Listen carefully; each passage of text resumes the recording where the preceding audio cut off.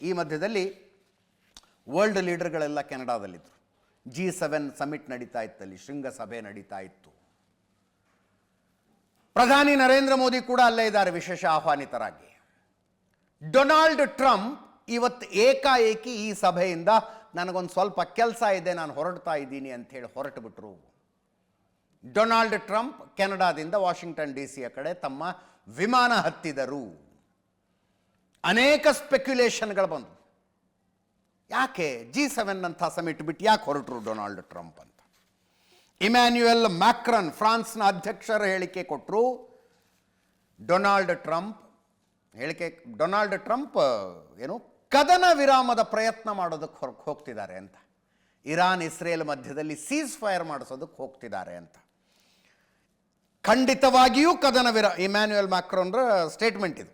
ಖಂಡಿತವಾಗಿಯೂ ಕದನ ವಿರಾಮ ಪ್ರಸ್ತಾಪ ಇದೆ, ಮಾತುಕತೆ ನಡೆಯಲಿ ಅನ್ನೋದು ನಮ್ಮ ಆಶಯ. ಅಮೆರಿಕ ಕದನ ವಿರಾಮದ ಬಗ್ಗೆ ಚರ್ಚಿಸಲಿದೆ, ಇಸ್ರೇಲ್ ಮೇಲೆ ಒತ್ತಡ ಹೇರಿದ್ರೆ ಪರಿಸ್ಥಿತಿ ಬದಲಾಗುತ್ತೆ ಅಂತ.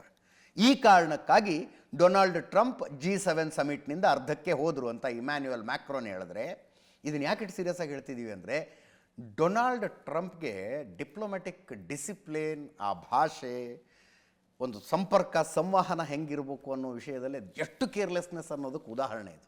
ಅದೆಷ್ಟು ಕೇರ್ಲೆಸ್ನೆಸ್ ಅನ್ನೋದಕ್ಕೆ ಉದಾಹರಣೆ. ನೀವು ಕನ್ನಡದಲ್ಲಿ ಇದನ್ನು ಅವರ ಟ್ವೀಟನ್ನು ಟ್ರಾನ್ಸ್ಲೇಟ್ ಮಾಡಿದರೆ ಅಷ್ಟು ಅವ್ರು ಹೇಳಿದ್ದನ್ನು ಎಕ್ಸಾಕ್ಟಾಗಿ ಹೇಳ್ದಂಗೆ ಆಗುತ್ತೋ ಇಲ್ವೋ. ಅಂದರೆ ಇಮ್ಯಾನ್ಯುಯಲ್ ಮ್ಯಾಕ್ರನ್ ಹೇಳಿದ್ರಲ್ಲ ಕದನ ವಿರಾಮ ಮಾಡಿಸೋದಕ್ಕೆ ಹೋಗ್ತಿದ್ದಾರೆ ಅಂತ, ಇದನ್ನು ಫಸ್ಟ್ ಇಂಗ್ಲೀಷಲ್ಲಿ ಓದ್ಬಿಡ್ತೀನಿ.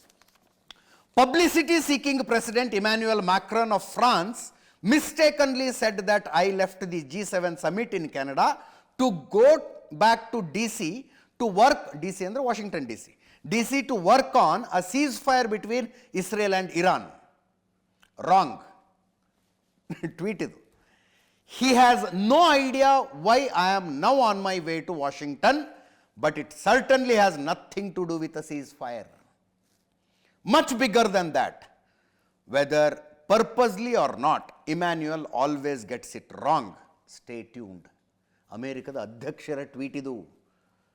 ಫ್ರಾನ್ಸ್ ಅಧ್ಯಕ್ಷರ ಬಗ್ಗೆ ಅಮೇರಿಕದ ಅಧ್ಯಕ್ಷರ ಟ್ವೀಟ್ ಇದು. ಅಬಾಬಾಬಾ, ಅದನ್ನು ಟ್ರಾನ್ಸ್ಲೇಟ್ ಮಾಡಿದ್ರೆ, ನಾನು ಏಕಾಏಕಿ G7 ಸಮಿಟ್ನಿಂದ ಹೊರಟಿದ್ದು ಇರಾನ್ ಇಸ್ರೇಲ್ ಮಧ್ಯದಲ್ಲಿ ಕದನ ವಿರಾಮದ ಮಾತುಕತೆ ನಡೆಸುವುದಕ್ಕೆ ಅನ್ನೋದು ಸುಳ್ಳು. ಇಮ್ಯಾನ್ಯುಯಲ್ ಮ್ಯಾಕ್ರೋನ್ ಯಾವಾಗಲೂ ಪ್ರಚಾರವನ್ನು ಬಯಸ್ತಾರೆ. ಫ್ರಾನ್ಸಿನ ಅಧ್ಯಕ್ಷರು ಉದ್ದೇಶಪೂರ್ವಕವಾಗಿ ಹೌದೋ ಅಲ್ವೋ ಅವ್ರಿಗೆ ಯಾವಾಗಲೂ ವಿಷಯಗಳ ರಾಂಗ್ ಆಗೇ ತಿಳಿತವೆ. ನಾನು ಯಾಕೆ ವಾಪಸ್ ಹೋಗ್ತಾ ಇದ್ದೀನಿ ವಾಷಿಂಗ್ಟನ್ DCಗೆ ಅನ್ನೋದು ಫ್ರಾನ್ಸಿನ ಅಧ್ಯಕ್ಷರಿಗೆ ಗೊತ್ತಿಲ್ಲ. ನಾನು ಕದನ ವಿರಾಮಕ್ಕಲ್ಲ, ಅದಕ್ಕಿಂತಲೂ ದೊಡ್ಡದಾದ ಇನ್ನೇನಕ್ಕೋ ಹೋಗ್ತಾ ಇದ್ದೀನಿ ಅಂತ ಡೊನಾಲ್ಡ್ ಟ್ರಂಪ್ ಅಮೆರಿಕದ ಅಧ್ಯಕ್ಷರು ಟ್ವೀಟ್ ಮಾಡಿದ್ರು. ಅದರ ಜೊತೆಗೆ ಒಂದು ಹೇಳಿಕೆಯನ್ನು ಕೊಟ್ಟರು. Iran should never have nuclear weapons ಅಂತ. ಇರಾನ್ ಹತ್ರ ಯಾವ ಕಾರಣಕ್ಕೂ ಅಣ್ವಸ್ತ್ರಗಳು ಇರಕೂಡದು. ಅಣ್ವಸ್ತ್ರಗಳನ್ನು ಅವರು ತಯಾರು ಮಾಡೋ ಪ್ರಯತ್ನ ಮಾಡ್ತಿದ್ರು, ಇಸ್ರೇಲ್ ಸರಿಯಾದ ಕೆಲಸ ಮಾಡ್ತಿದೆ ಅಂತ ಈ ರೀತಿಯಾದ ಹೇಳಿಕೆಯನ್ನು ಕೊಟ್ಟಂಥ ಡೊನಾಲ್ಡ್ ಟ್ರಂಪ್ ಎರಡನ್ನೂ ನೋಡಿದ್ರೆ ನೀವು ಟ್ವೀಟ್ ಹೆಂಗಿತ್ತು. ಅದು ಇಮ್ಯಾನ್ಯುಯಲ್ ಮ್ಯಾಕ್ರೋನ್ಗೆ ತಿವಿಯೋದಕ್ಕೆ ಅಂತ ಮಾಡಿದಂಥ ಟ್ವೀಟ್, ಅದು ಫ್ರಾನ್ಸ್ನ ಅಧ್ಯಕ್ಷರಿಗೆ ತಿವಿಬೇಕು ಅಂತ ಮಾಡಿದಂಥ ಟ್ವೀಟು. ಅದಾದ ನಂತರ everything is going well, Israel is doing good ಅಂತೆಲ್ಲ ಮಾತಾಡಿದ್ರು. ಅದಾದ ಮೇಲೆ ಅಮೆರಿಕದ ಅಧ್ಯಕ್ಷರ ಮತ್ತೊಂದು ಟ್ವೀಟು. ಈ ಟ್ವೀಟ್ ಎಂತೆಂಥ ಸ್ಪೆಕ್ಯುಲೇಷನ್ಗಳನ್ನು ಹುಟ್ಟಾಕ್ತು ಅನ್ನೋದನ್ನು ಹೇಳ್ತೀನಿ. ಟ್ವೀಟ್ ಏನಪ್ಪ ಅಂದರೆ, Iran should have signed the deal ಅನ್ನುವ ಶಬ್ದ ಏನು ಇನ್ವರ್ಟೆಡ್ ಕಾಮನಲ್ಲಿ ಹಾಕಿದರು. Iran should have signed the deal I told them to sign. ಯಾವ ಒಪ್ಪಂದಕ್ಕೆ ಸಹಿ ಹಾಕುವಂತೆ ನಾನು ಇರಾನ್ಗೆ ಹೇಳಿದ್ದೆನೋ ಆ ಒಪ್ಪಂದಕ್ಕೆ ಇರಾನ್ ಸಹಿ ಹಾಕಬೇಕಾಗಿತ್ತು. What a shame and waste of human life. Simply stated, ಇದನ್ನು ಕ್ಯಾಪಿಟಲ್ ಲೆಟರ್ನಲ್ಲಿ ಬರೀತಾರೆ ನೋಡಿ, simply stated comma, Iran can not have a nuclear weapon. Capital ಲೆಟರ್ಸ್ನಲ್ಲಿ ಇದು, Iran cannot have a nuclear weapon. I said it over and over again. Everyone should immediately evacuate Tehran. ಕೆಳಗಿನ ಕೊನೆಯ ಸೆಂಟೆನ್ಸನ್ನು highlight ಮಾಡಿದ್ದೀವಿ. ಎಲ್ಲರೂ ಟೆಹರಾನನ್ನು ತಕ್ಷಣವೇ ತೊರೆಯಿರಿ. Donald Trump tweet. ಈ ಟ್ವೀಟು ಸ್ಪೆಕ್ಯುಲೇಷನ್ಗಳನ್ನು ಯಾಕೆ ಹುಟ್ಟಾಕ್ತು ಅಂದರೆ, ಏನು ಸ್ಪೆಕ್ಯುಲೇಷನ್ನು ಅಂದರೆ, ಹಾಗಿದ್ರೆ ಈಗ ಅಮೇರಿಕಾನೂ ಇರಾನ್ ಮೇಲೆ ದಾಳಿ ಮಾಡಿಬಿಡುತ್ತೆ ಅಂತ. ಅಮೇರಿಕಾನೂ ಇರಾನ್ ಮೇಲೆ ದಾಳಿ ಮಾಡಿಬಿಡುತ್ತೆ. ಅಮೆರಿಕಕ್ಕೆ ಹೋದ ಮೇಲೆ ಮತ್ತೊಮ್ಮೆ ಮಾತನಾಡಿ ಇರಾನ್ಗೆ ಅದೇ ಎಚ್ಚರಿಕೆಯನ್ನು ಕೊಟ್ಟರು, ಅದೇ ಶಬ್ದಗಳಲ್ಲಿ ಕೊಟ್ಟರು, Iran should never have nuclear weapons ಅಂತ.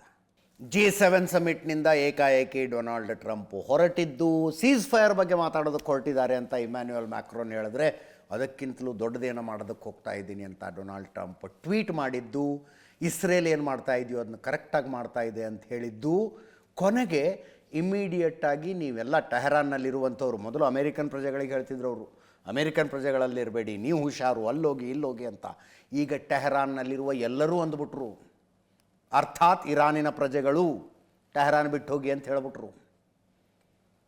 ಇದರ ಇಂಟರ್ಪ್ರಿಟೇಷನ್ ಏನಪ್ಪ ಅಂದರೆ, ಎನಿ ಮೂಮೆಂಟ್ ಅಮೇರಿಕ ದಾಳಿ ಮಾಡಿಬಿಡುತ್ತೆ ಇರಾನ್ ಮೇಲೆ ಅಂತ. ಅದರ ಪರಿಣಾಮ ಟೆಹರಾನ್ನಲ್ಲಿ ಏನಾಯಿತು?